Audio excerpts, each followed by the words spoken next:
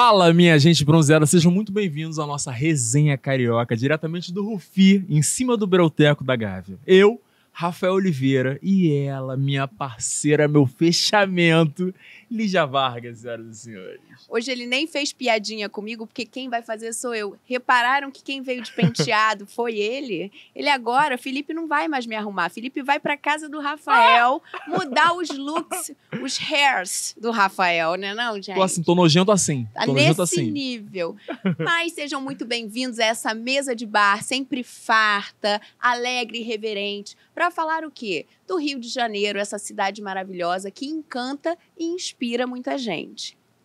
Hoje nós temos um convidado que eu vou falar pra vocês. Meu coração tá batendo forte. Vocês repararam que o meu tom tá tensa. até mais manso, né? Eu tô tensa porque eu tô querendo trazer essa pessoa, ó, há muito tempo. Ele não gosta muito de elogio, isso nem vai ser um elogio, não é pra ser um elogio, mas, cara, desde a faculdade de teatro, a primeira vez que eu assisti Os Ignorantes, entendeu?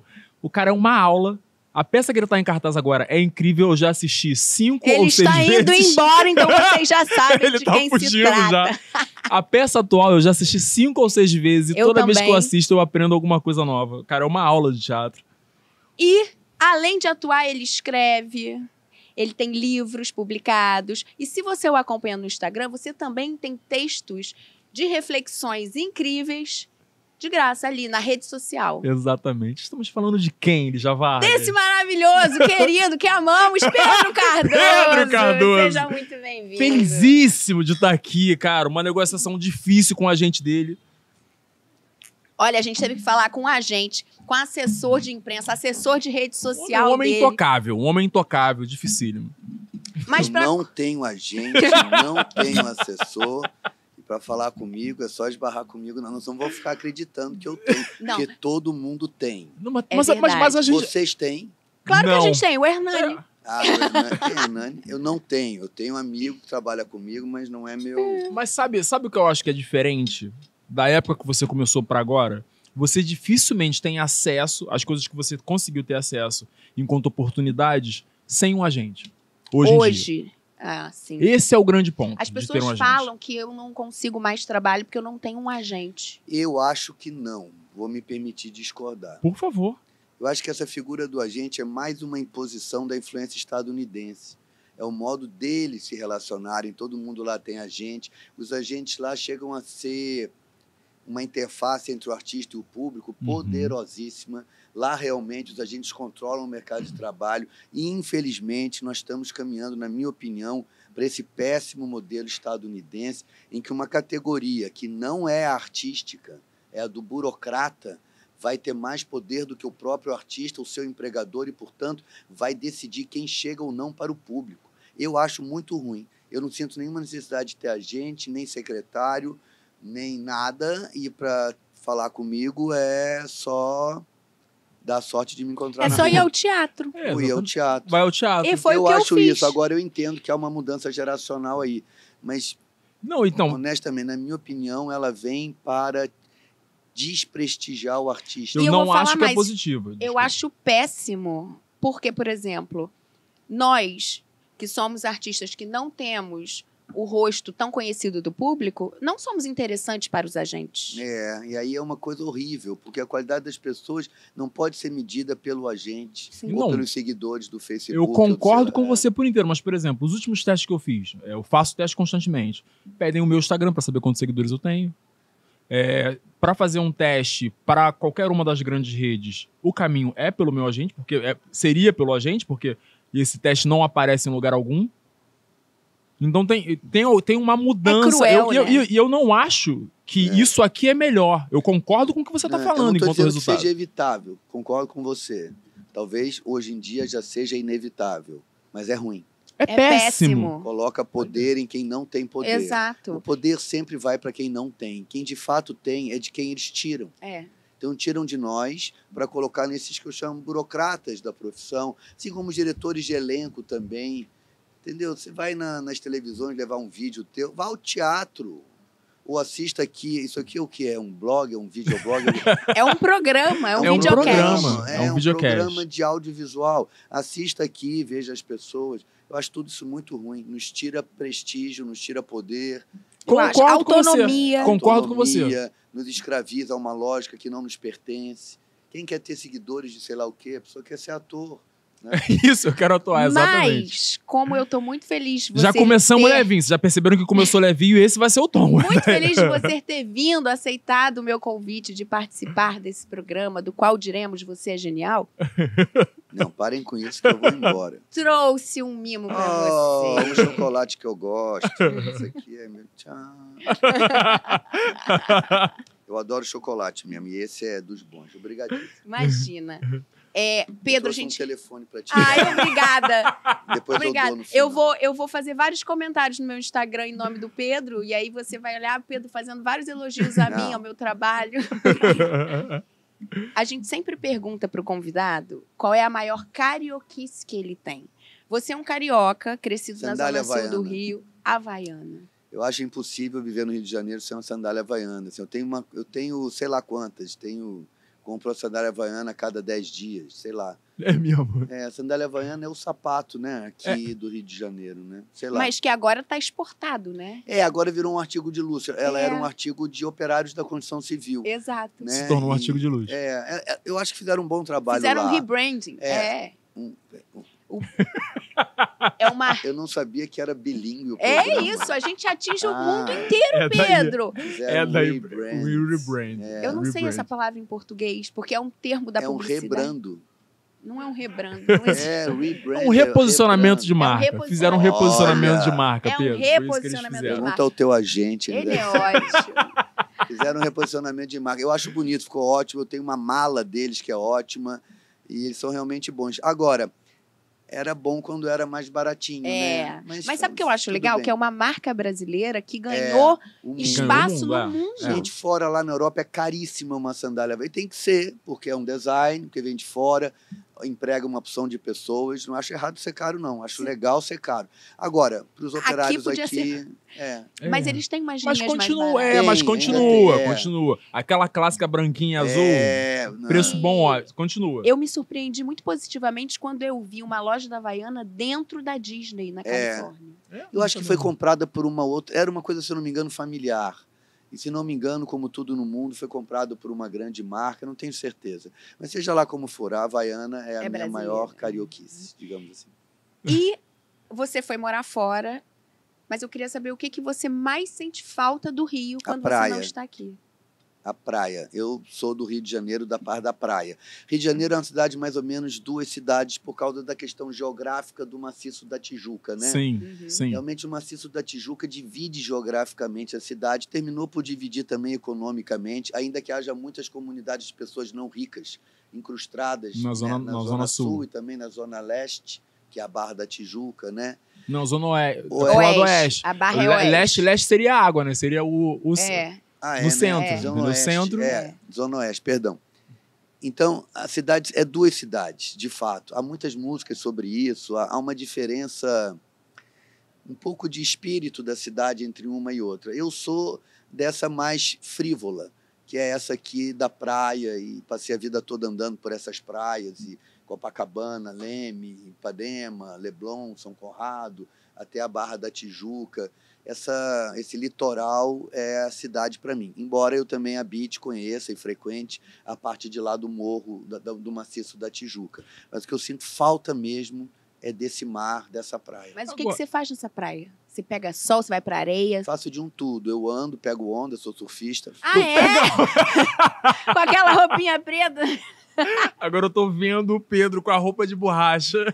Não, eu não pego onda que eu me afoguei, fiquei com medo, mas eu jogo frescobol, gosto de andar a pé. Não sou de ficar parado na praia olhando para o mar ou pegando sol assim, mas ando e jogava muito frescobol, jogo futevôlei.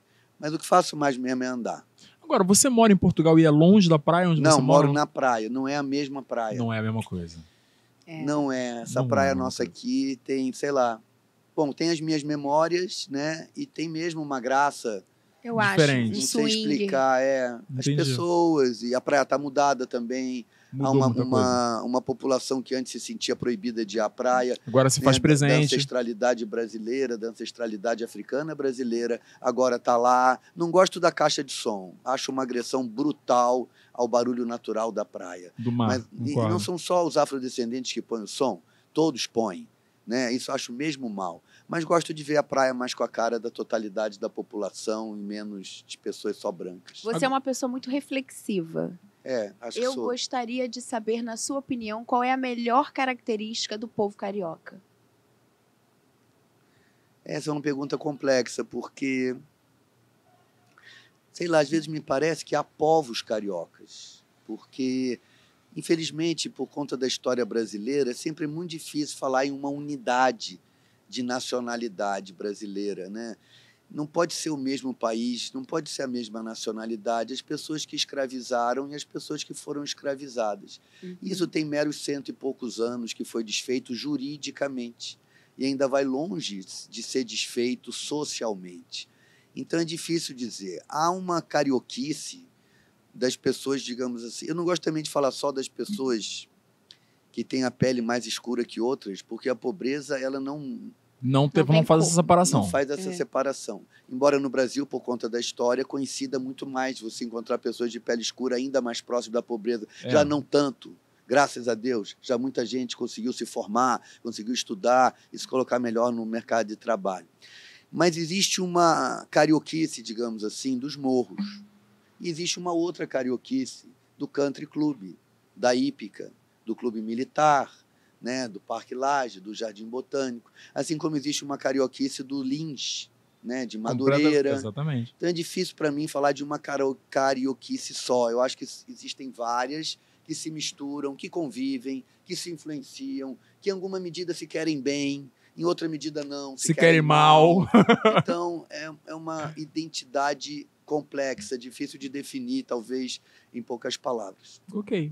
Deixa eu te perguntar uma coisa sobre o cenário cultural de Portugal. Como é que você percebeu as diferenças? Como você percebe as diferenças do cenário cultural de Portugal pro Rio de Janeiro, pro Brasil em si? Você não tá em cartaz. Você tá em cartaz em São Paulo e no Rio. Acho que a maior diferença é a presença de um monoteísmo que excluiu já praticamente totalmente da cultura os politeísmos que o antecederam. A humanidade não inventou antes o monoteísmo. Os politeísmos, as religiões de muitos deuses, como a própria africanidade brasileira tem no candomblé, ou os gregos tinham nos panteões deles, ou os indianos têm na religião deles, e outras. Sim, várias. Essas outras religiões não abramânicas, elas não estão mais presentes na Europa. A Europa matou e queimou, inclusive, as mulheres que guardavam as memórias dessas religiões. No Brasil, por conta da presença da africanidade e por conta da presença dos povos que já estavam aqui, essa multiplicidade de deuses ainda é muito presente. Mesmo uma pessoa da Igreja Católica ou evangélica, ela convive culturalmente com essa presença de diversos panteões. E eu acho que os politeísmos são mais de acordo com a natureza da psicologia humana. Nós não somos governados apenas por um desejo. Nós somos governados por várias forças. Sim. E os politeísmos contemplam melhor essa verdade. Quer dizer, você vai num pai de santo, numa mãe de santo, ela vai analisar para você qual é o santo que você está devendo alguma coisa. O santo é simbólico de alguma coisa que você está devendo a você mesmo. Então você vai lá e fala, vai lá alimentar esse santo. Quer dizer, vai dar atenção a esse aspecto da tua vida. Os monoteísmos governam a gente por uma força só. E eu acho que não cabe em um único Deus a diversidade da psicologia humana. Lá na Europa, eu me sinto um africano. Entendeu? É mesmo? Culturalmente. Entendi. Porque eu me sinto um sujeito que transita facilmente pelos politeísmos. Claro, eles não. Como que você percebeu isso? A presença do catolicismo lá é intensa, muito poderosa, né? Entendi. Muito poderosa. E a presença da pessoa africana lá, o africano lá dificilmente é alguém cuja família se miscigenou. Não que a miscigenação tenha sido um fato pacífico, ela foi um fato agressivo. As mulheres africanas trazidas para o Brasil, elas foram violentadas. Elas não casaram por amor. Sim. Mas, ao longo de tantos anos, isso de fato gerou uma população brasileira que é mestiça, né? Assim, Por inteiro mestiça. É. Para mim, até uma das grandes coisas que não cabe o mesmo princípio de racismo que existe no resto do mundo, onde os povos não se misturaram. Misturaram tanto, Aqui no né? Brasil não faz sentido, porque tá tudo misturado, não tem... Embora permaneça um preconceito brutal contra a matriz africana da nossa sociedade, ou contra a matriz indígena. Por exemplo, eu mandei fazer o meu DNA. Eu sou 6% algeriano. Algeriano não, isso é o norte da África. Eu sou da Sibéria. Eu tenho 4% de sangue africano de pele escura. 4%. É uma... Quer dizer, algum alguém lá em teve, cima... Houve namoros por aí, namoros ou estupros, né? Vai saber. Não se Vai sabe. saber. Agora, sobre o teatro em Portugal, porque você vem todo ano fazer teatro aqui. Vem. Como é isso? Como é que é isso? O que te motiva? O que te motiva a vir para Dinheiro. cá? A economia brasileira, ela é muito mais poderosa que a economia europeia, Ah, é? que a economia portuguesa, digo. Embora Portugal esteja incluído dentro da economia europeia. Uhum. E na atividade minha específica, que é teatro, o Brasil é muito mais... A indústria do teatro no Brasil é muito mais poderosa economicamente do que em Portugal. Seria difícil para mim viver apenas do dinheiro que eu consigo ganhar lá, embora minhas peças vão bem lá. É isso que eu ia te perguntar, se iriam Vão bem, faço 2, 3 meses de temporada, mas a relação do preço do ingresso com o custo de vida é pior para nós lá. E depois lá eu sou, ainda que um cidadão português, sou um imigrante. Assim, eu me comunico bem com Portugal, mas Portugal tem seus próprios artistas. Uhum. Eles não precisam muito de mim e não querem muito. Eles ainda não são, na minha opinião, nós portugueses, ainda não estamos preparados para um mundo multicultural. A gente ainda está muito preocupado com a nossa própria identidade cultural, muito apegado a nossos sonhos de grandeza, nossas megalomanias históricas, e nosso medo das polifonias e dos muitos deuses, né? Sim, claro. Medo de ser influenciado pela cultura do imigrante. Faz sentido. Então, isso faz eles ficarem um pouco reticentes. É bem um retrato europeu do momento que você acabou de... Eu acho que sempre foi assim. Eu acho que todos os povos, de uma certa maneira, se defendem do outro povo, porque a identidade fica ameaçada, né? É muito difícil um povo ter uma autoestima tão bem resolvida que ele possa conviver bem. Nesse sentido, nós brasileiros temos muita sorte, porque a gente já é uma identidade... múltipla, entendeu? A gente já não tem problema. Eu não tenho problema algum de entrar no terreiro de candomblé ou numa missa católica ou numa coisa de... Nenhum problema. Nada me assusta, acho tudo razoável, compreendo tudo, não quero agredir ninguém, acho que todo mundo está bem, entende? Eles lá não, eles mataram. Eles mataram. O cristianismo lutou muito para ser a única religião. E você falou das suas produções teatrais. Você escreve, você dirige, você atua nos seus textos, né? Eu queria saber o que te inspira. Talvez o público me inspira. Eu não procuro por assuntos que me digam respeito. Eu procuro os assuntos para os quais eu percebo que há uma sensibilidade no público. Quase que eu procuro dizer o que o público já sabe. Eu procuro dizer o que o público diria. Eu não acho que o artista deva viver para si. Como qualquer pessoa, você tem uma profissão que participa do coletivo, então eu acho que o artista deve estar atento ao que está acontecendo na vida das pessoas. Por isso me afasto do mundo muito artístico, onde artistas convivem com artistas, e artistas só falam de assuntos de artistas, e artistas têm preocupações estéticas de artistas, e artistas namoram artistas, e artistas leem artistas. Sei lá, acho que aquele negócio do Milton Nascimento é muito bem dito. O artista tem que ir onde o povo está e falar dos assuntos que o povo está falando, e não de suas próprias idiosincrasias. Você me lembrou, a Bibi Ferreira falou isso no Roda Viva. Eu falo, Bibi, o que faz você decidir quais são os textos que você vai montar? O público. O público. Montar o que o público quer ver. A gente pode errar. Claro. Mas é uma interseção entre o que a gente acha que o público quer ver e o que você é capaz de ver disso que o público quer ver. E aí é por isso que, por exemplo, o Recém-Nascido é uma peça que não está fechada. Eu já assisti acho que 5 vezes e tem sempre alguma coisa diferente. Você trabalha, você passa a temporada fazendo esses ajustes, entendendo. Você entende durante a apresentação a resposta daquela plateia? Como é que funciona esse mecanismo? Funciona como você descreveu. Eu acho que o teatro é um acontecimento no presente. Né? É uma arte que acontece apenas na hora que ela está acontecendo. Ela não tem registro. Você pode filmar, mas é um filme de um teatro. O teatro Já mesmo, aconteceu. ele é só na hora que ele está acontecendo. Esse é o grande valor e a grande força dele. Portanto, ele é sensível à mudança diária do público. Se o espetáculo é uma estrutura muito rígida, ele vai quebrar na hora que o público muda. É como um prédio rígido. Se houver um terremoto, ele quebra. Já um prédio antissísmico, ele balança. Se houver um terremoto, ele não quebra. Eu acho que o espetáculo de teatro deve ser um prédio antissísmico. Ele deve ter uma estrutura que movimente. Então, a diferença que você nota, ela talvez não esteja bem na essência do espetáculo, mas ela está nesse movimento do dia. Tem plateias mais rápidas, outras mais lentas. Tem dias que tem um fato qualquer na vida coletiva que realça cabe uma brincadeira. Certos aspectos da peça. Não, e a gente até falou sobre isso, que na última vez que eu fui assistir, o metrô descarrilhou.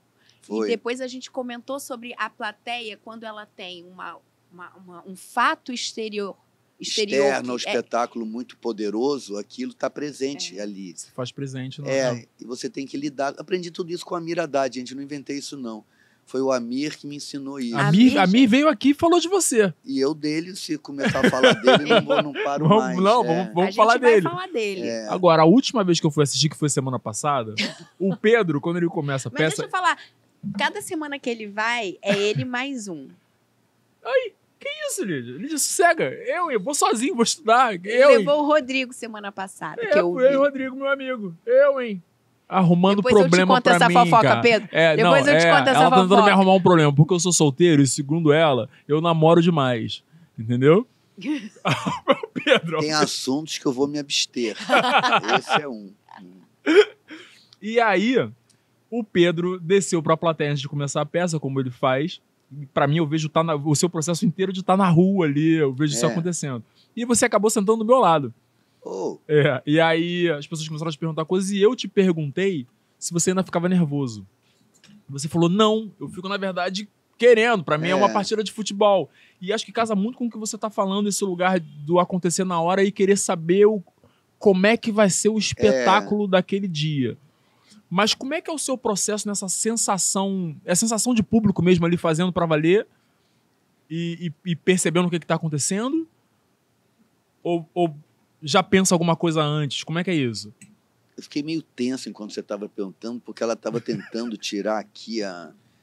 O que é isso aqui? Um franguinho. Isso é um frango empanado. Vocês vão comer de verdade? Ué, achei que era cenográfico. Não. Você se admirar da gente comer de verdade. Não, você se admirar disso é inaceitável, Pedro. É uma mesa de bar. Eu não sei. Rapaz, essa sua pergunta é engraçada. Eu não sei bem. Eu vou para a plateia, às vezes, um pouco antes, que é uma maneira de eu perceber quem eles são.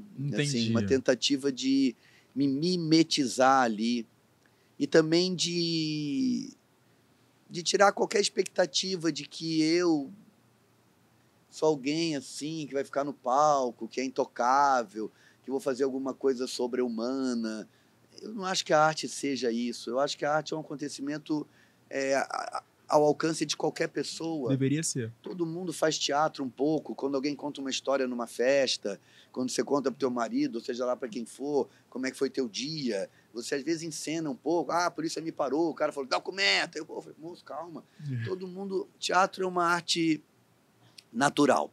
Nós, atores, somos especialistas. Como assim? Todo mundo canta. Mas o Caetano Veloso canta, né? É diferente. A Maria Bethânia canta, mas todo mundo canta, né? Todo mundo é ator um pouco, todo mundo sabe fazer alguma coisa com a mão, mas tem gente que é artista plástico, né? Todo mundo desenha, mas tem um cara que vê o Luiz Erbini e pinta aquele negócio lindo. Então, cada um tem uma coisa. Eu entendo que exista essa excelência em nós de alguma coisa, mas Isso não quer dizer que ela não exista impotência nas pessoas, né? E nem faz de nós seres. Eu odeio negócio de artista, gente. Eu ando muito chateado com esse negócio de artista. Mas não acho que você tá errado, não, pode estar. O negócio de que artista é uma pessoa melhor que os outros, mais sensível, mais inteligente, que é vanguarda. O Amir Haddad uma vez me falou, talvez a coisa mais linda que ele me falou.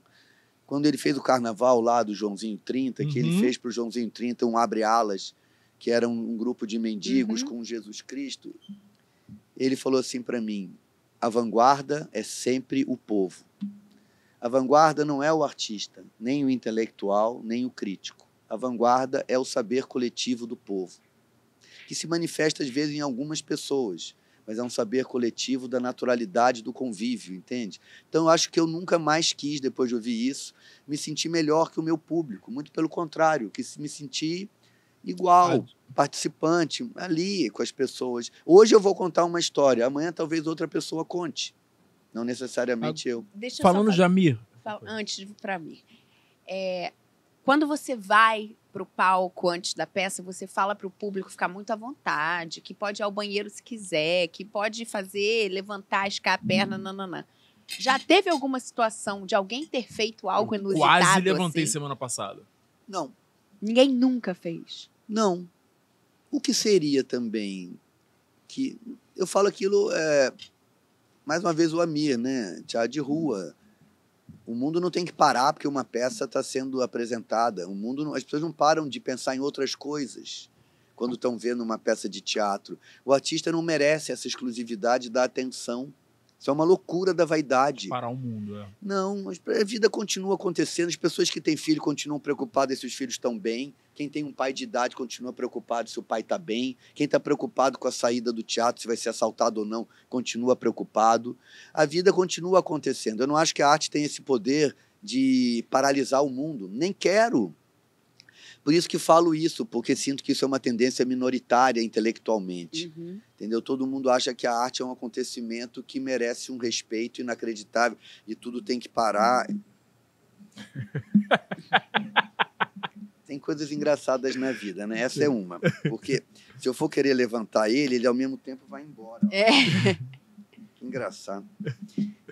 Então, eu me preocupo em falar para o público isso, como quem diz, olha, o que vai se passar aqui é um acontecimento no nosso dia. Não é o mais importante, nem o mais fundamental. E desse acontecimento faz parte tudo mais que vai acontecer aqui. Pessoas podem se chatear, pensar em outras coisas, ter uma tristeza, lembrar, sei lá. Sim. Eu realmente parei de me preocupar com a absoluta atenção do público. É natural que em 1h40 de espetáculo, alguém uma hora se distraia. Mas eu acho curioso que, mesmo você pontuando isso, eu nunca vi ninguém levantar para ir ao banheiro. E eu acho pouco provável que alguém não tenha tido essa vontade no decorrer talvez de 1h40. a repressão social seja tão poderosa que a pessoa não... Por isso que eu te perguntei. Mas algumas pessoas vão. Por isso que eu te perguntei. Eu não falo só ao banheiro, não. Eu falo de coisas muito mais prosaicas. Querer levantar. Sim. Meramente querer ir lá fora um pouco e voltar. Mas ninguém nunca foi. Semana passada você trouxe propostas mesmo. Tipo, se alguém quiser subir e assistir daqui de cima, eu falei, eu vou, hein? Eu quase fui também da última vez. Não, mas lá em São Paulo teve 2 meninas que foram. Eu só não fui que eu tava de vestido. Sentaram ia no ficar palco. ruim sentar no palco. Eu fiquei com medo do Hernani brigar comigo. Não, ele é um amor, não briga nada. Agora, deixa eu te perguntar. Você fez agora no Festival do Amir a peça na rua. Fiz. Você não fazia isso há algum tempo, acredito. Não, acho que nunca fez, né, não, Pedro? Fiz chá de rua com o Amir. Não, fez chá de rua por muito tempo. Com o Amir, assim, numa posição elementar dentro do grupo. Dentro do grupo, sim. Eu era muito novo, o grupo tinha atores mais sêniores dentro do grupo do que eu nunca tive ali nada, nem nunca fui do grupo propriamente. Eu me juntava ali, porque eu via que ali era uma fonte de sabedoria inesgotável para um ator. E eu ficava lá. E aí o Amir me falou, faz aqui na rua. E eu nem imaginei o que eu ia fazer. É uma peça com muito texto, organizada para um palco. Mas eu falei, quer saber? Vamos lá. Não há nada o que perder nunca. Fui lá e na hora fui editando o texto, porque a rua tem outras circunstâncias e adorei fazer lá. Foi muito... Foi perguntar isso, como é que foi essa experiência? Teve a moça que te acompanhou? Teve uma senhora que passou a fazer a peça lá comigo. Ótima ela, entendia tudo, foi... gesticulava. Quase substituindo o Hernani, né? Ela tá quase substituindo o Hernani. Vocês estão com uma obsessão com o Hernani. Acho que é melhor vocês sentarem ele numa mesa. É difícil, pessoal. Olha, ele não gosta que falem Olha, dele. ele viu? não- Ora! Ele quer tirar o foco dele. Mas foi muito interessante. Eu estive presente, vi as duas versões, palco e rua. E realmente eu fiquei me perguntando ali, como artista, algumas soluções por estar num ambiente totalmente diferente, né? E fui vendo essas edições, porque já tinha visto o espetáculo também antes, essas edições que você foi fazendo. Mas eu achei a parte mais difícil. As cadeiras estavam muito longe e estavam em círculos. Então, era muito... Assim, para mim, a maior dificuldade seria Foi. o contato, O espaço. você capturar o público. Não, você capturar um público que você está de costas, porque o tempo inteiro você está de costas para alguém. Né? Eu achei um desafio. Para mim, seria muito desafiador aquilo. Mas a rua tem outras leis, entendeu? Assim, a informação na rua, de uma certa maneira, ela gira. Eu não sei explicar, uma coisa um pouco esotérica, mas mesmo você falando para aqui, e você mesmo gira. Sim. Você não Tá diz tudo bem. a palavra só aqui, você roda. Teatro de rua é um teatro aberto, né? O céu em cima. Tem outras leis. Não, estava belíssimo. Os arcos da Lapa, o fundo. A pessoa também que está ali, está no dia dela, é diferente. É diferente. E eu acho que é o teatro mais verdadeiro que existe, é o teatro da rua. Você atua, dirige e escreve. Como é que é esse processo? Enquanto você está escrevendo, você já está visualizando a direção disso. Como é que é esse processo para você, Pedro? Porque não me parece algo simples, não é? Engraçado. Para mim, eu sempre escrevi, entende? Então, não sei, para mim é absolutamente natural. Já Difícil entendi. é o outro, é o texto de outro. É Eu mais também acho. difícil Você- para mim do que o meu, assim. Você já escreve visualizando uma peça de teatro, vendo. Claro. A ideia já é uma ideia de teatro, né? Na verdade, eu não escrevo no sentido de que eu ponho palavras no papel, de que as palavras, de que é nas palavras que está o teatro. O teatro não está nas palavras, o teatro está na ideia teatral. A palavra é um dos elementos da narrativa, o outro é o ator, né? Então, eu já escrevo teatro, eu não escrevo palavras, entende? Aham. Acho Entendi. que nós de teatro, quando imaginamos uma cena, a gente imagina uma cena de teatro e não palavras. Algo precisa significar dentro daquela cena. Eu não ia nem falar ser dito. Há cenas que não tem nem palavras. Não é nem- Né? Há cenas em que as palavras não são, digamos assim, o veículo principal da mensagem. Sim. Ela é um elemento ali. Então, nesse sentido, eu não escrevo, no sentido literário, assim. Eu já penso o próprio teatro. E o teatro já é tudo. O teatro já é a palavra, o lugar, o cenário, a música, figurino. e já é a totalidade, entende? Então, eu não escrevo e depois eu penso o teatro. Eu já penso sempre Sim. teatro. Por isso que eu falo que eu não sou escritor. O escritor de teatro, ele é escritor de teatro.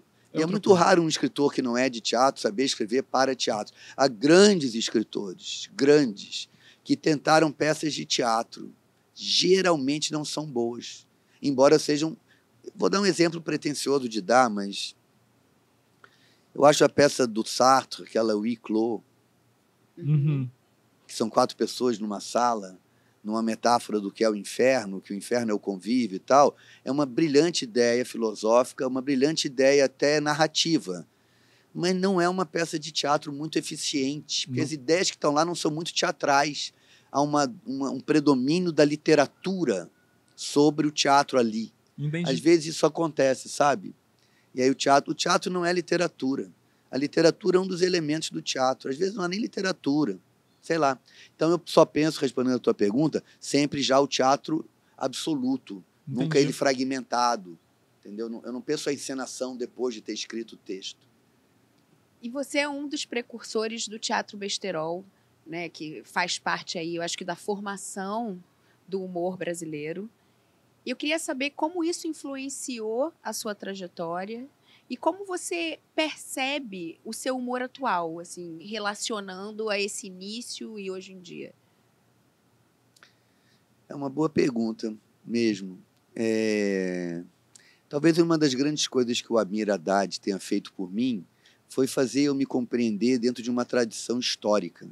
Nenhum acontecimento acontece fora da linha do tempo.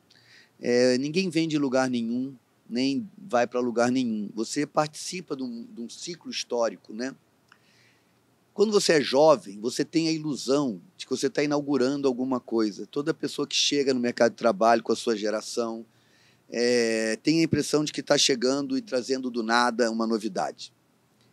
Você está trazendo uma novidade, que é a atualização para a sua geração da eternidade de alguma coisa. Por exemplo, o rock brasileiro foi uma atualização, naqueles anos 80, de uma eternidade, de um sonho de liberdade que muitas vezes se expressa através da música. Uma liberdade principalmente comportamental. Mas eles não inventaram nada. Entretanto, inventaram a sua atualidade. O artista tem uma obrigação para com a atualidade. Quando eu comecei a fazer teatro, eu de fato imaginei que eu estava fazendo aquilo do nada. Mas depois eu comecei a perceber, e o Amir, convivendo com o Amir, que havia uma tradição no humor brasileiro, que eu não estava tão diferente assim da escolinha do professor Raimundo, que eu não era tão diferente assim depois do Chaves, aí depois que havia uma tradição europeia, que eu não era tão diferente assim da comédia dell'arte, que eu não era tão diferente do Molière, que eu não era tão diferente das comédias romanas de Plato. Aí eu falei, meu Deus do céu, eu pertenço a uma longa família, uma longa linhagem disso que a gente chama comediantes. Fiquei muito tranquilo de não ter que ter o ônus de ser de inventar alguma coisa. Mas isso é o plano, digamos assim, eterno. Mas daí você se insere num momento da história. E naquele momento da história havia ainda uma preocupação muito grande com a ditadura, que era muito recente. Portanto, havia um teatro ainda muito dominado por preocupações políticas ou político-sociais. E o Asdrubal trouxe o trombone, que foi uma peça feita, um grupo de teatro. Não, esse é o nome da peça. É o grupo. É o grupo, a Trate-me-Leão. Fez essa peça chamada Trate-me-Leão. Antes tinham feito já uma montagem do Inspetor-Geral de Gogol e o Burrei. Me calhou de ver isso quando eu tinha 14, 15 anos. E a grande contribuição deles foi justamente trazer de novo os assuntos da vida cotidiana. Tirar do macro da política e colocar nos assuntos, e principalmente da vida cotidiana das pessoas jovens. Sim. E aquilo teve um poder, primeiro que eram todos artistas estupendos. Evandro, Regina Casé, Fernando Guimarães, Daniel Dantas, a Nina de Pádua, a Patrícia Travassos. Teatro Ipanema, não é isso que não... Perfeito Fortuna. Olha isso. E o Sim. próprio Hamilton Vaz Pereira, que é uma pessoa extraordinariamente capaz, inteligentíssimo. Talvez o melhor metteur en scène, no sentido, o melhor em cena teatro que eu já vi. Coloca uma peça assim, de pé, com uma leveza, um jeito extraordinário.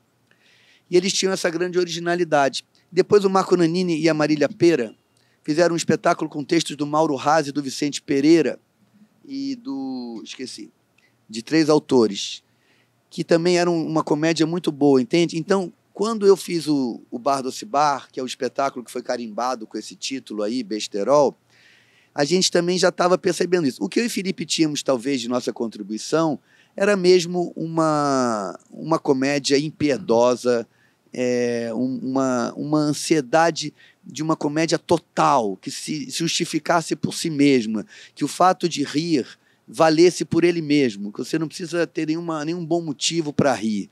Se você consegue entrar naquele êxtase da gargalhada, aquilo é em si uma coisa terapêutica. Isso eu acho que não mudou nada. Eu continuo achando que o riso é igual fazer ginástica, é igual ter uma vida erótica, é igual ler, é uma coisa essencial da vida humana, e que os comediantes são aqueles que se dedicam a tentar provocar um momento de hilariedade absoluta, de uma maneira absolutamente irresponsável, assim. Então, acho que foi isso que aconteceu.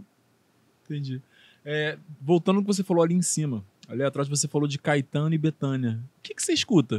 O que você escuta? O que é bom? O que você acha que é bom? O que você tem ouvido atualmente? Já falei isso no Instagram. A MPB, Caetano, né, Bethânia, Chico Buarque, Milton Nascimento, Gilberto Gil e muitos outros, é o que me formou intelectualmente. Eu sou um sujeito... A minha universidade, se você perguntar qual é a universidade que você fez, eu diria, minha universidade é música popular brasileira. Porque a música popular brasileira me levou para a bossa nova me levou para o samba, e o samba me levou para o coração do Brasil. Quando eu bati ali no samba, que eu fui conhecer Cartola, que eu fui conhecer todo aquele samba primeiro, a origem daquilo tudo. Braço, toda essa todo esse linhagem pessoal. aí, eu bati num Brasil realmente original, né? E isso também depois me facilitou a continuar conhecendo o Brasil. Quando você vai ouvir música axé, você encontra o samba baiano, aí você encontra os blocos afro, você encontra muitas origens. O samba, para mim, é o grande mestre que eu tenho. É o samba. Nada me toca mais, me leva mais às lágrimas, nada me faz ser mais brasileiro, nada me deixa mais enternecido com a brasilidade do que ter acontecido aqui essa fusão dos ritmos africanos, da poética africana em português e das harmonias europeias. E isso tudo ter formado o samba. Nós servimos ao mesmo mestre, então. O samba também é o meu mestre. É, o meu mestre absoluto. E a MPB foi o meu professor que me ensinou o samba, né? Entendi. Essas pessoas, Chico Buarque, Caetano, essa gente toda, é um privilégio inacreditável, é uma geração extraordinariamente talentosa, né? Politicamente muito bem posta. Então, eles me formaram de todas as maneiras que eu podia ser formado, ideologicamente, esteticamente, afetivamente. Tive a sorte de poder conhecer alguns deles. Não tenho idade para ser amigo deles, de convívio, mas me receberam sempre muito bem. São pessoas educadíssimas, via de regra, com muita humanidade, com muita simplicidade. A música popular brasileira é o meu mestre. Legal. A gente não tem como não falar em Grande Família, em Agostinho, que eu acredito que tenha sido um marco na sua carreira e na sua vida, porque repercute até hoje. Mas eu queria saber, esse personagem que te levou a uma indicação ao Emmy, inclusive, como é que foi o processo criativo dele? Porque como é que você criou as características desse personagem inicialmente? Porque depois eu vi você fazer uma comparação com Macunaíma. Mas que você se deu conta dessa comparação, você já estava fazendo o Agostinho há um tempo. Mas Sim. o seu processo enquanto artista, quando você... Fiquei sabendo também que você pediu para fazer a Grande Família. Queria que você contasse isso para a gente. Meu processo artístico, eu diria que foi o Rogério Cardoso. A grande força que eu acho que eu tive na percepção do que era o personagem foi o convívio com a pessoa extraordinária, com um ator inacreditável, que é o Rogério Cardoso. Porque o Rogério Cardoso tinha uma compreensão daquela família, daquela grande família, muito profunda, sabe? O seu flor dele era um bálsamo de lucidez sobre o Brasil. E eu colei nele ali. Eu adorava já ele como ator e as primeiras cenas, talvez, onde o Agostinho tenha se manifestado de uma maneira mais nítida, tenham sido cenas com o seu flor. Os outros elementos foram os outros atores do grupo. Eu desenvolvi com a Guta uma relação muito criativa, muito rápido. Ela era uma colega, foi para mim uma colega ali, espero que eu tenha sido para ela também na criação do personagem dela, uma colega muito receptiva, ela tem um senso de humor extraordinário. Então, depois do Rogério, foi com a Guta. Logo depois, o Nanini e a Marieta, no papel dos opressores do Agostinho. Eu nunca tinha trabalhado com eles, eu adorava eles já de longa data, tinha visto a Marieta no teatro diversas vezes, adorava ela ideologicamente, a postura política dela, tudo que ela lutou pelo Brasil. O Marco Nanini tinha feito Doce de Leite, que eu tinha visto 10 vezes, eu tinha até medo dele, porque ele era um ator tão extraordinário. E depois aí tive a grande sorte, aí realmente aí os deuses me abençoaram sem fim, que foi o Lúcio, que é um doce de pessoa, e que é um colega, um amor de pessoa. E aí depois chegou o Evandro, que esse então eu admirava sem fim, do Asdrubal e do rock. E aí chegou o Luiz Miranda, entendeu? E aí os deuses conspiraram. Então eu nem gosto de dizer que eu fiz o Agostinho, porque eu acho que todos nós ali fizemos tudo de todo mundo. Ali, de fato, houve uma saudável interação coletiva, nós estamos todos uns nos outros ali. É, de fato, o resultado de um grupo. E havia um texto muito bem organizado, com as qualidades mínimas necessárias para aquela urgência de um por semana, que é impossível fazer um texto tão bom assim, mas a média da qualidade era muito alta. Teve grandes momentos de direção também. Então, ali, a Grande Família é um encontro de muitas experiências felizes, muitos talentos e tal, e não há, digamos assim, a minha criação do Agostinho. há uma criação coletiva do Agostinho, uma criação coletiva de todos os personagens. Eu ouso dizer isso. É um personagem que tem muita brasilidade, muita carioquice, né? Eu acho que por isso ele é meme e ele funciona até hoje, porque ele é atemporal nessas características. Virou um ícone. Aí que eu falei o negócio do Macunaíma. Aí depois de uns 2 anos eu falei, o que é isso que está acontecendo? Que personagem é esse que tem uma repercussão tão grande assim na alma das pessoas? E aí fui investigar e fui entendendo que ele era um arquétipo, como um orixá, ou como um deus do Olimpo grego, sabe? Os personagens são representações arquetípicas de forças psíquicas. Coletivas. E eu falei, ele se assemelha muito ao Macunaíma, um sujeito que dança conforme a música, porque a música muda toda hora. É o brasileiro. Ele tem um estado de sobrevivência. Exato. É um estado de sobrevivência constante. Isso. Que é lindo de ver. Adaptação. Que qualquer brasileiro... É exatamente isso. Qualquer brasileiro vê aquele estado de sobrevivência, a mudança de opinião de acordo com o que é necessário para ele. No momento. É isso. E a vida segue. Não tem como não se identificar. As pessoas perguntam para mim, às vezes, de brincadeira, em quem o Agostinho votaria hoje. E eu falo, depende de quem perguntar. Se um bolsonarista perguntasse, ele ia dizer Bolsonaro sempre. Se um lulista perguntasse, ele ia dizer estamos com Lula para toda a vida.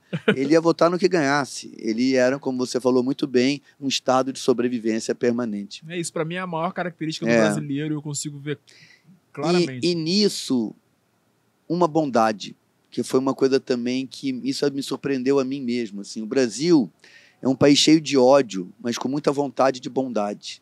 Então, aquela bondade que tinha no Agostinho, ela é talvez utópica, talvez fantasiosa, mas ela corresponde a um desejo do Brasil. E eu acho que o Agostinho foi um dos primeiros personagens da teledramaturgia a não ser 100% mal ou 100% bom. Pelo que eu me lembro, isso é uma característica de uma teledramaturgia mais recente.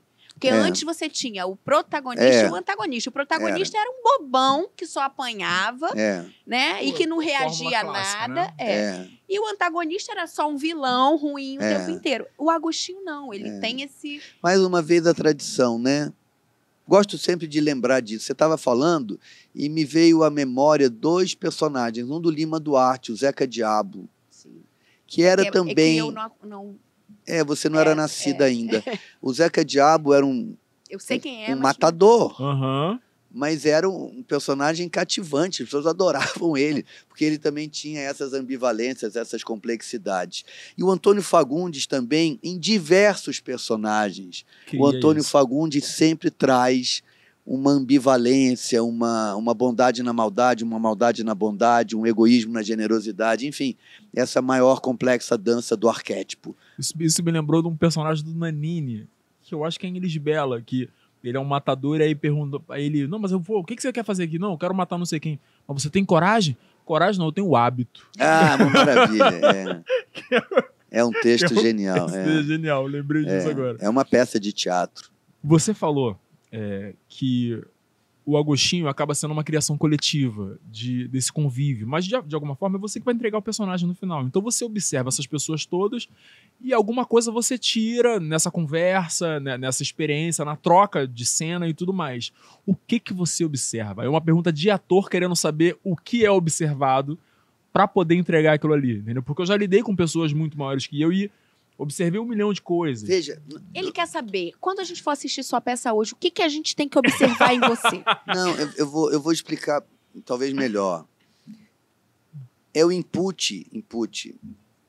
Americanizado. Ora! Tá fazendo Duolingo. Duolingo.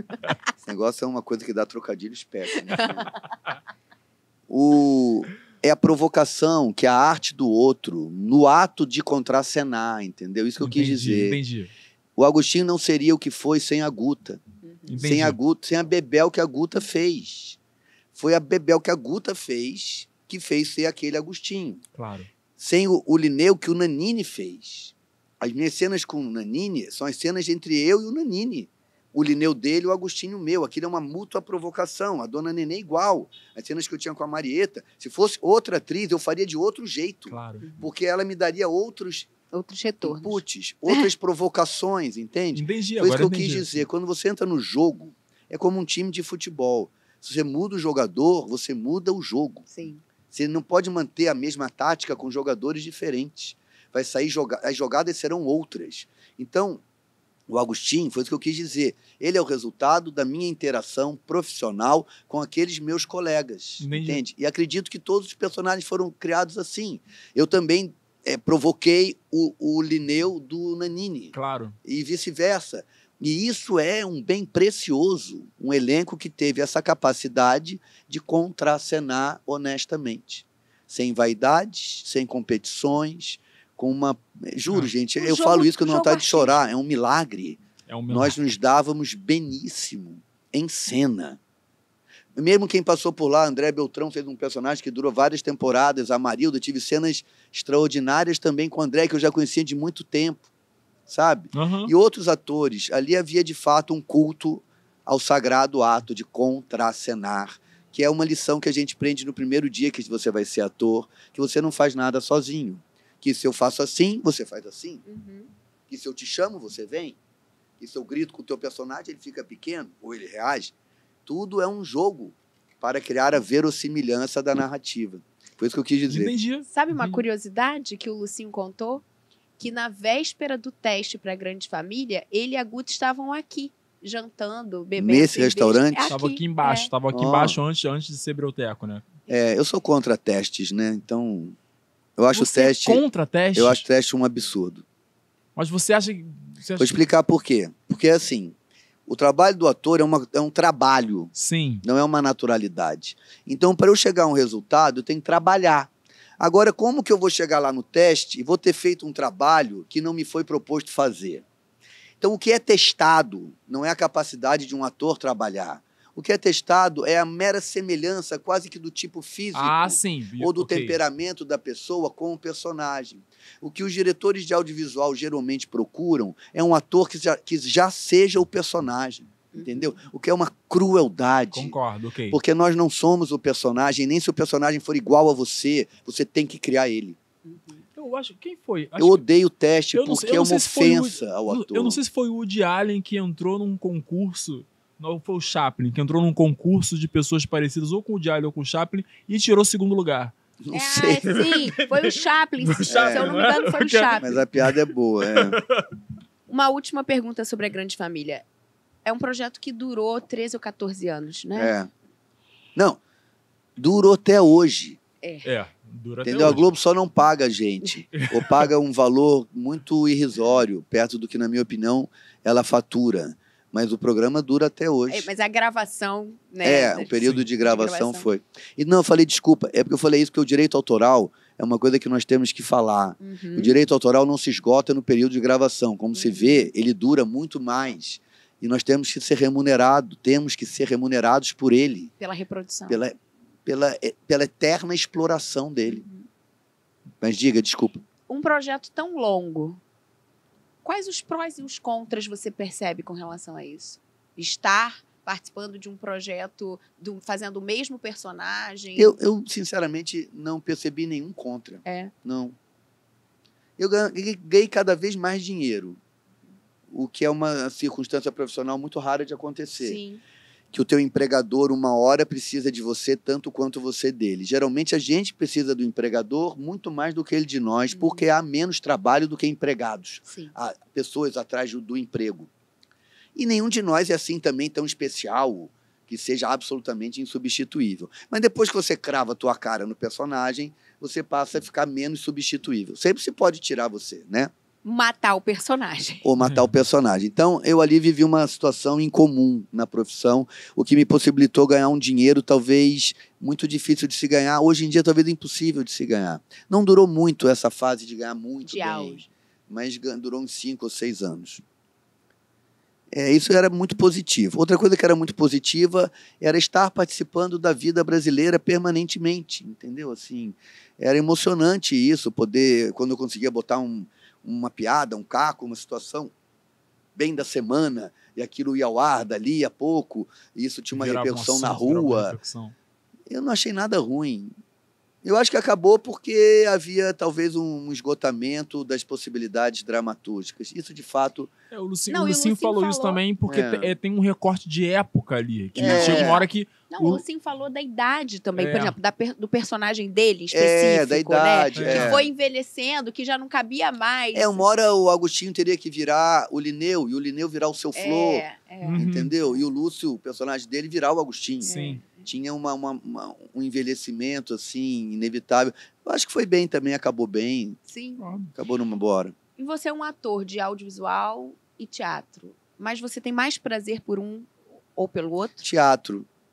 Eu nem tinha esperança alguma de... Quem me ajudou muito no audiovisual foi o Luiz Fernando Guimarães. Eu fiz com ele um programa antes da Grande Família chamado A Vida ao Vivo. E foi o Luiz que disse para mim assim, fica normal aí em frente à câmera, igual você é no teatro.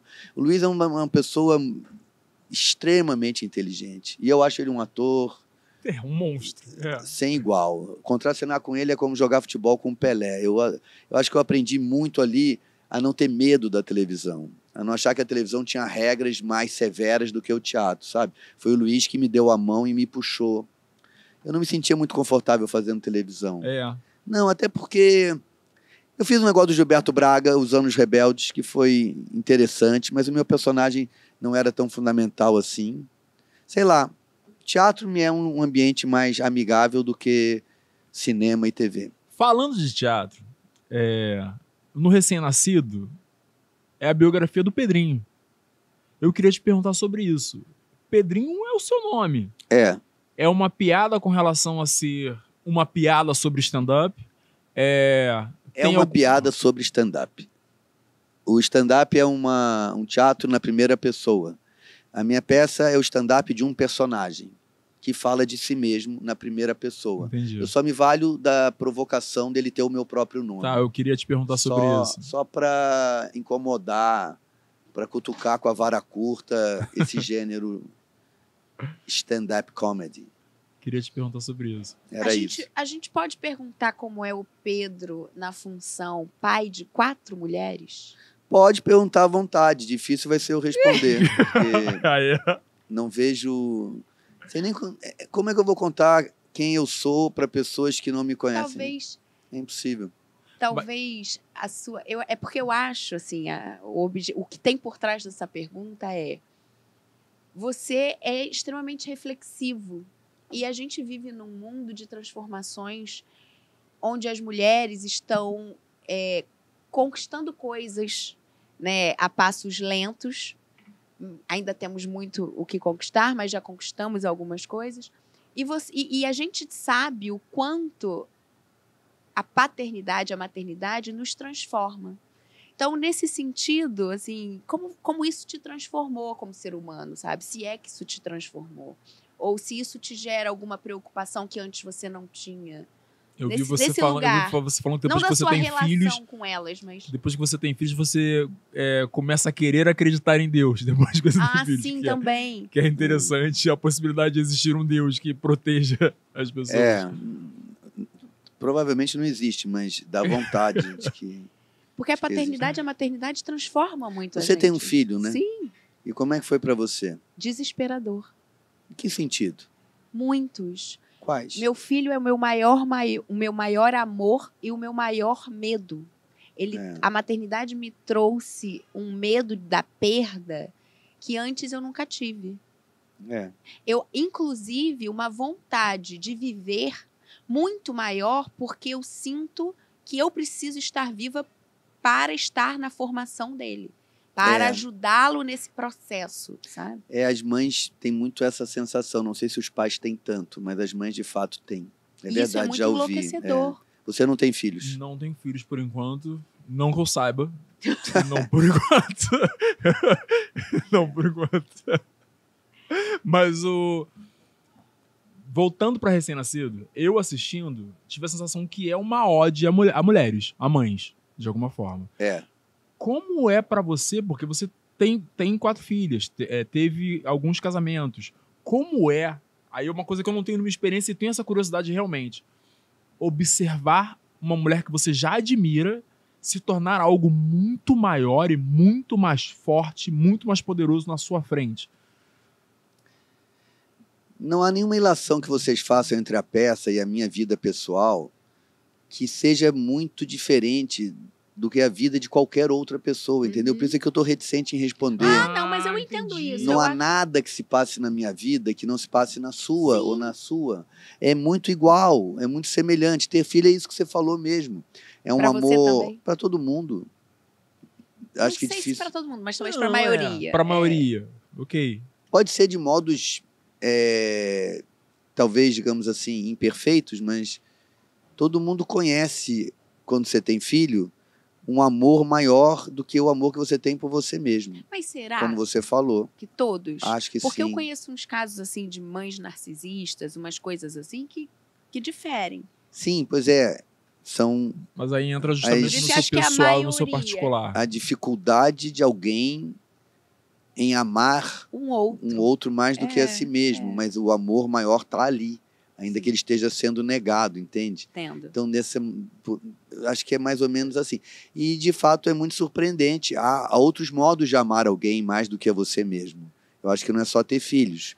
Talvez você possa até amar alguém mesmo, mais do que a você mesmo, né? Talvez você possa não ter filhos e criar alguém, como se fosse teu Sim. filho, né? Também. Eu pretendo fazer isso. Ou você pode criar talvez um sobrinho ou um neto, né? Sei lá. A pessoa para ter um neto tem que ter tido um filho, né? Sei lá. Não sei muito. Não é fácil racionalizar precisamente sobre tudo, sabe? Assim, eu não sei fazer essas aproximações entre a minha vida pessoal e o meu trabalho, porque eu não penso muito nisso, honestamente. Eu quando escrevi o Recém-Nascido, eu estava pensando na gênese do fascismo. Era nisso que eu estava pensando. Em oferecer um espetáculo que fizesse uma provocação sobre a gênese de uma pessoa autoritária. Muito mais do que em qualquer relação minha particular, com filhas ou esposas ou qualquer coisa assim.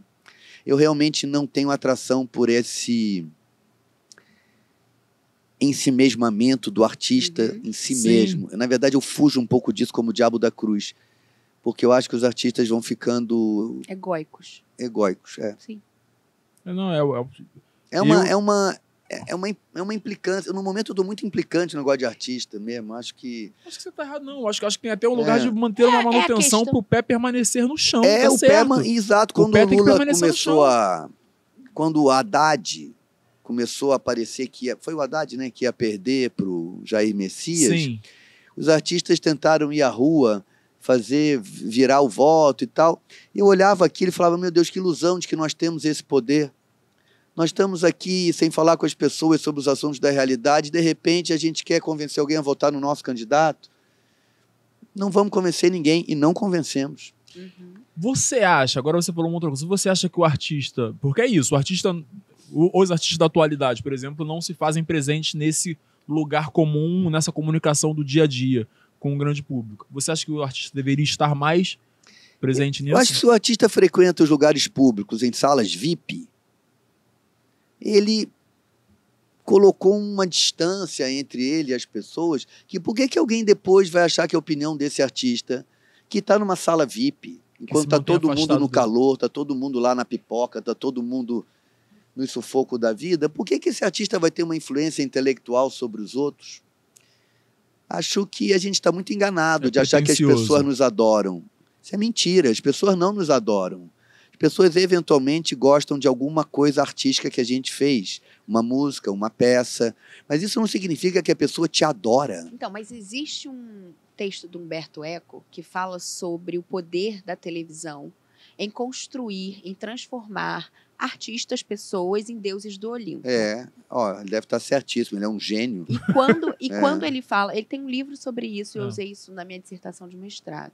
Quando ele fala sobre isso, ele fala exatamente do consenso fabricado e da forma como o audiovisual transforma na cabeça do coletivo, do senso comum, aquele indivíduo cotidiano, corriqueiro, comum, em um deus do Olimpo.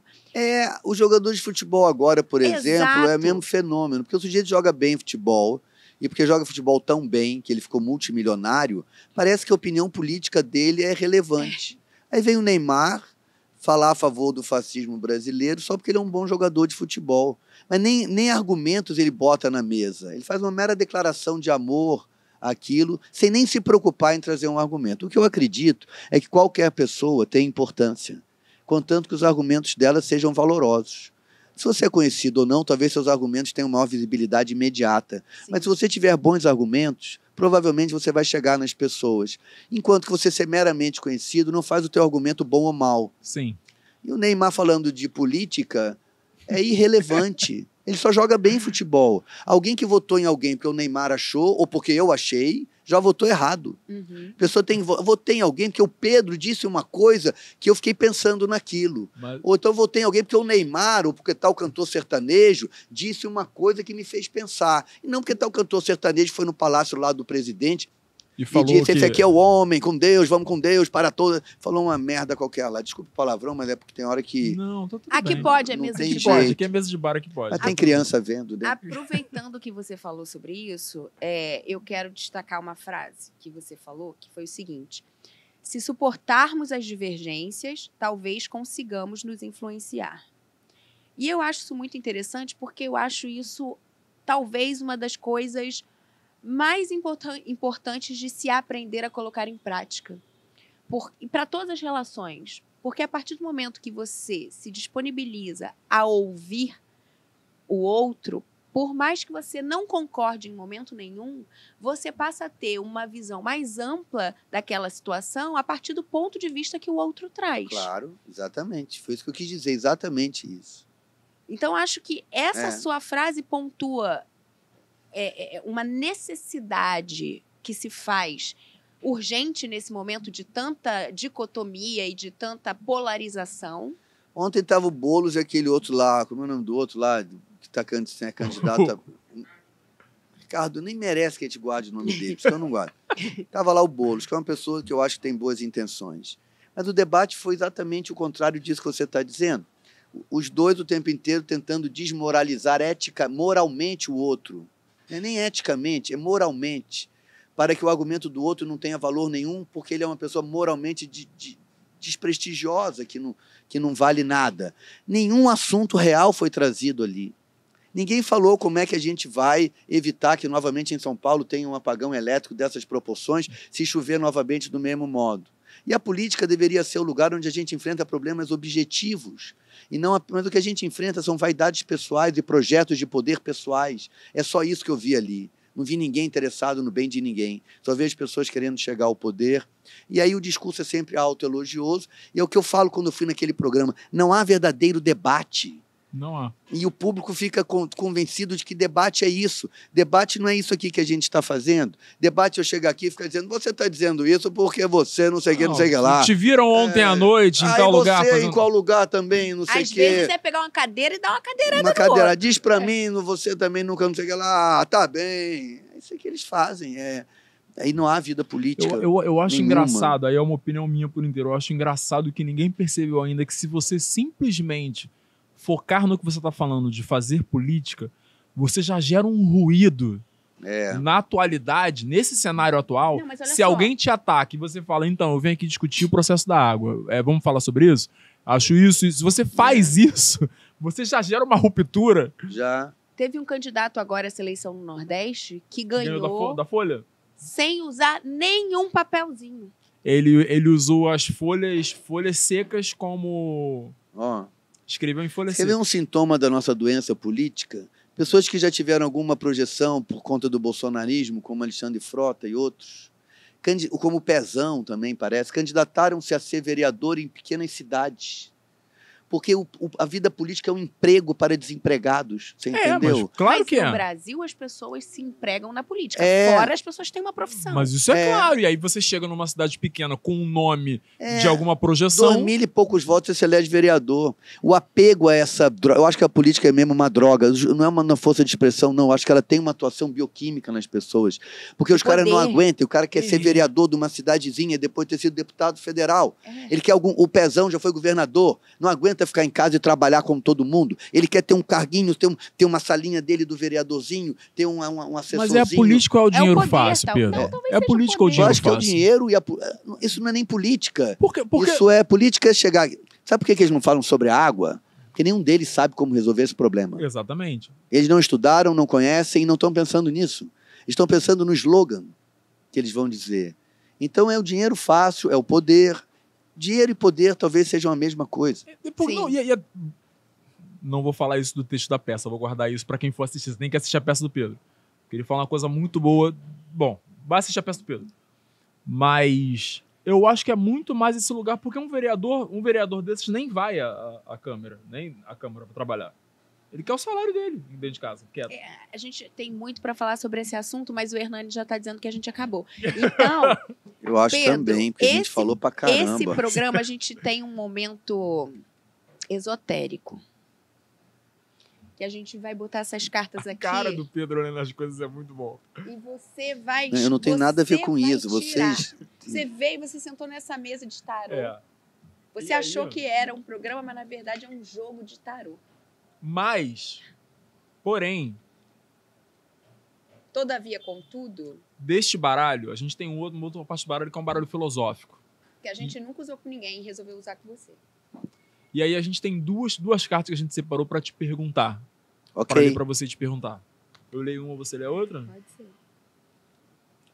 As pessoas são muito mais livres do que pensam, mas tomam por verdadeiros certos temas fabricados em um momento particular da história. Mas essa pretensa evidência pode ser criticada e destruída. Isso é Foucault. Na era do excesso de informação, como discernir o que é verdadeiro e o que é fabricado? Impossível. O Foucault morreu desesperado, porque é impossível.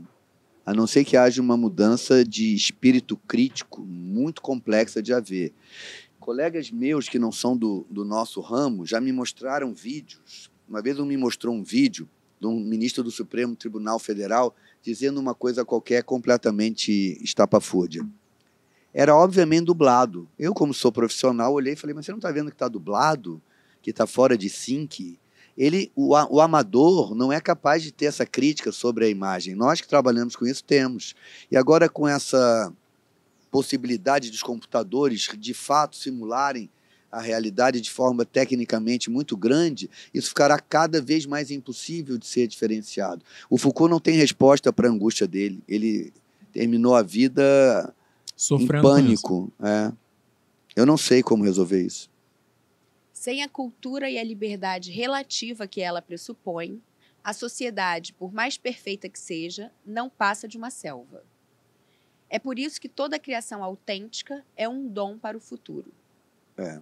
Albert Camus. A cultura, no seu ponto de vista, é a única possibilidade de liberdade e progresso para a humanidade? É.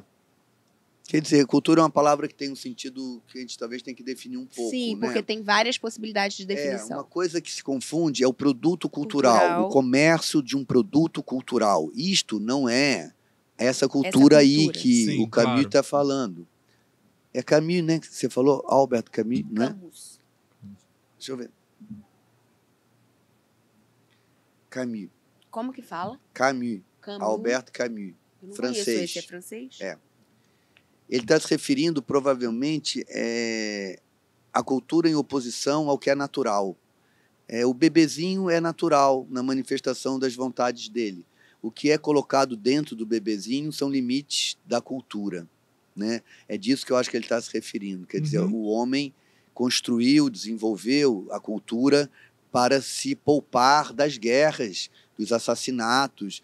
Hoje em dia, você é casado, ou o marido, ou a mulher, ou o que for, alguém trai alguém, e já ninguém se acha no direito de matar o outro porque foi traído.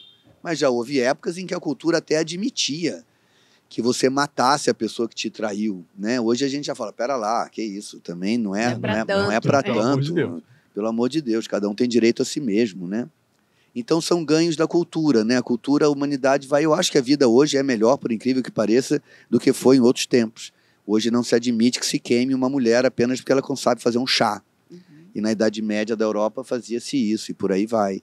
Então acho que é isso que ele está se referindo. Então, nesse sentido, sim, mas não produto cultural. Aí tem uma indústria, aí tem uma falsificação.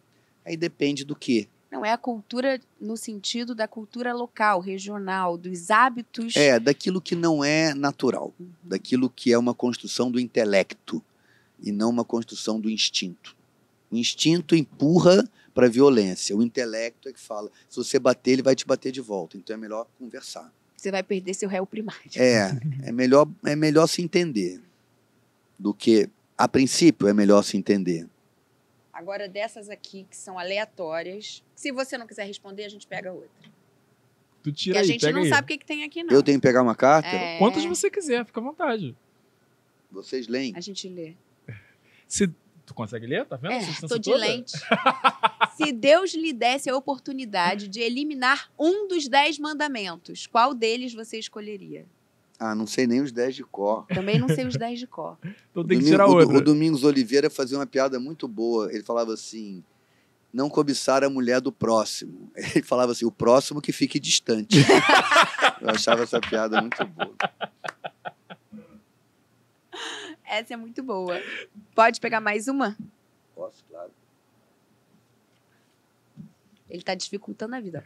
Qual o tipo de programa de TV que você mais gosta? Não sei bem, Você assiste TV, Pedro? pouco. Futebol, gosto de ver futebol. E você torce pra qual time? O que estiver jogando bem, eu torço pelo jogo. Entendi. Entendeu? Meu marido é assim, mas ele É. torce pelo que é mais fraco, que ele quer que se supere. Eu gosto do jogo, eu gosto do Flamengo, sou flamenguista por razões históricas de ter crescido no Flamengo. Mas eu gosto do jogo. Esse negócio da torcida gostar mais do próprio time do que do jogo é uma estupidez inacreditável que faz essa violência tremenda. O jogo é que é legal. Se o time jogou melhor, ele ganha, ok. Sim. Agora, eu gostava do tempo em que o Botafogo, você ia ver o jogo do Garrincha e a outra torcida aplaudia o Garrincha, Claro. mesmo do time adversário, sabe? Eu acho uma mediocridade essa... Tratar o futebol como se ele não fosse apenas uma coisa simbólica e sim uma guerra de verdade que merece a nossa paixão. Eu acho isso ridículo. Também acho. Falta de namoro. Uma pausa aqui. O que o Pedro faz pra se divertir? Dou entrevistas.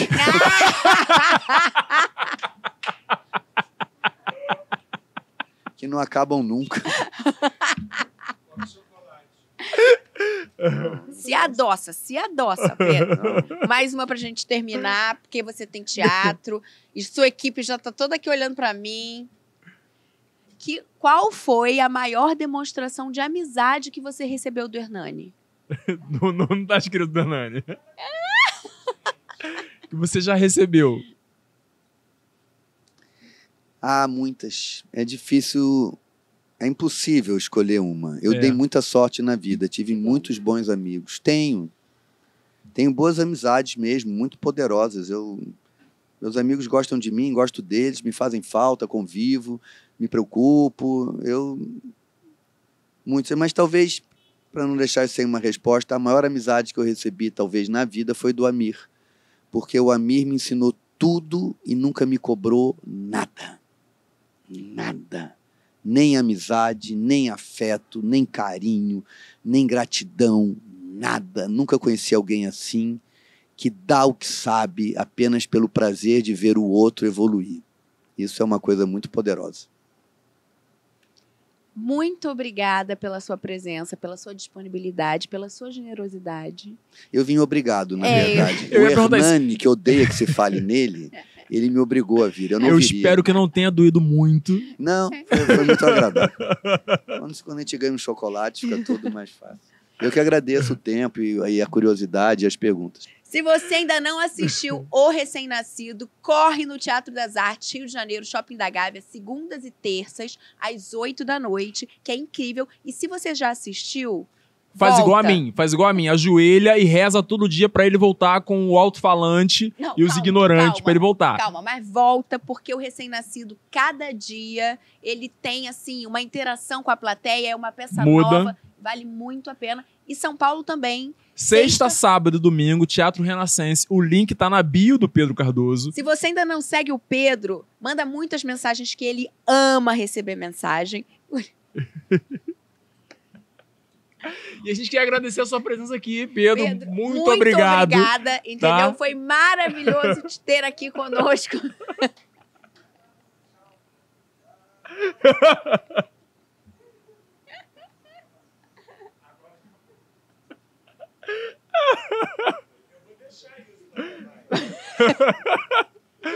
Assim, Ele voltou!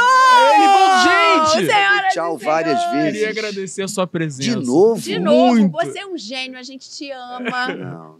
Tá bom, tá vendo?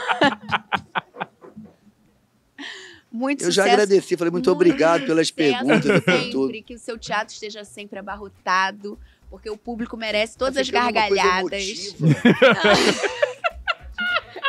Beijo, Todas as tchau. gargalhadas que você Tchau. proporciona. Tchau, Até pessoal. semana que vem. Nossa, tchau, valeu.